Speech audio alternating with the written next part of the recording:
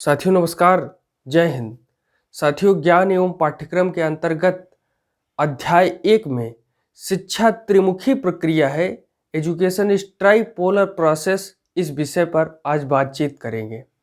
साथियों, John Dewey महोदय ने शिक्षा को द्विमुखी प्रक्रिया न स्वीकार करते हुए इसे त्रिमुखी प्रक्रिया माना है।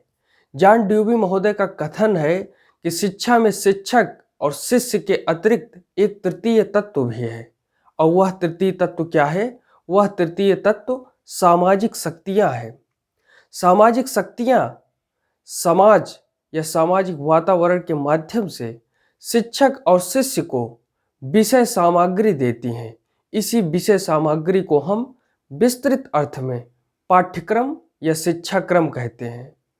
साथियों, जॉन डेवी महोदय के इस परिभाषा को अगर हम विस्तार से समझने का प्रयास करें तो हमें ये पता चलेगा कि जो कि सच्चाई है कि समाज में कोई भी व्यक्ति ऐसा नहीं है जो अपनी सारी ज़रूरतें खुद ही पूरा कर ले।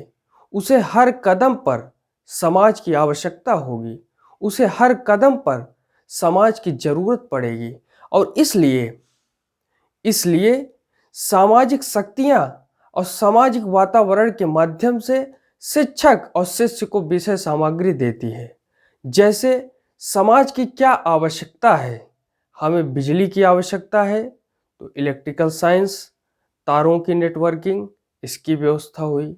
हमें सड़क की ज़रूरत है, समाज को सड़क की ज़रूरत है, यातायात की सुविधाएं बढ़नी ज़रूरत है, तो हमें सड़क का निर्माण चाहिए। और सड़क के निर्माण में भी हमें इको फ्रेंडली सिस्टम को अपना करके कार्य करना होगा।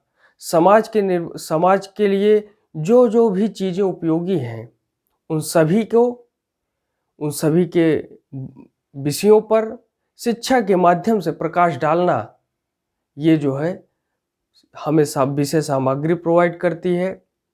शिक्षक को भी और शिक्षार्थी को भी, शिष्य को भी विषय सामग्री देती है, और इसी विषय सामग्री को हम विस्तृत अर्थ में पाठ्यक्रम या शिक्षाक्रम कहते हैं।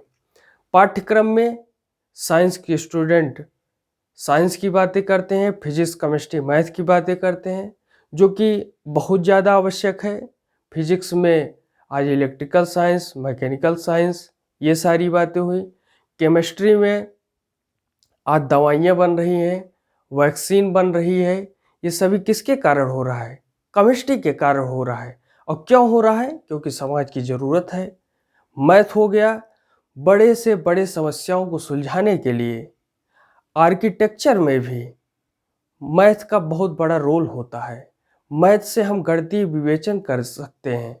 किसी दूरी को नापना होता है तो हम क्या करते हैं? इंटीग्रेशन का उपयोग करते हैं। इंटीग्रेशन का उपयोग करके हम जो है, हमने जब मैथ में पढ़ते थे तो इंटीग्रेशन 0 to π/2 या 0 से कितनी भी जो है लंबी इकाई हो, उसको इंटीग्रेशन के माध्यम से हम समझ जाते थे, सीख लेते थे, उसे गणितीय रूप में परिभाषित कर देते थे। तो ये जो है समाज की आवश्यकता के कारण हुआ है।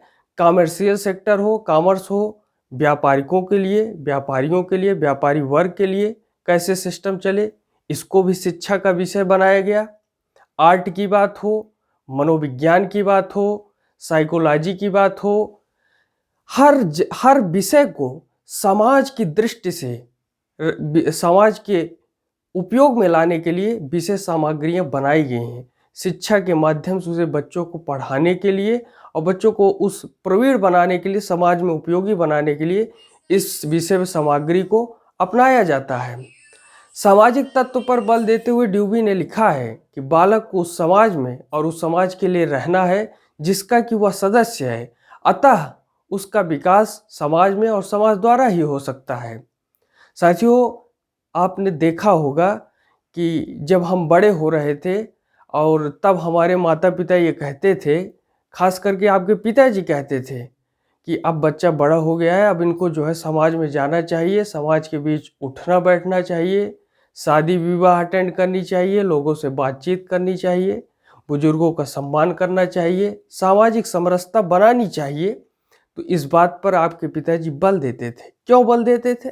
क्योंकि आपके पिताजी जानते हैं कि समाज सबसे महत्वपूर्ण इकाई है और ड्यूबी ने शिक्षा के सामाजिक तत्व को महत्व दिया है, क्योंकि समाज द्वारा ही बच्चों में सामाजिक कुशलता और समाज स्वीकृत आचरण का विकास होता है। इसी के फलस्वरूप वे सामाजिक प्राणी बनते हैं। अनेक विचारकों ने ये बात कही है कि मनुष्य एक सामाजिक प्राणी है। अतः सामाजिक तत्व शिक्षा की प्रक्रिया का आवश्यक तत्व है।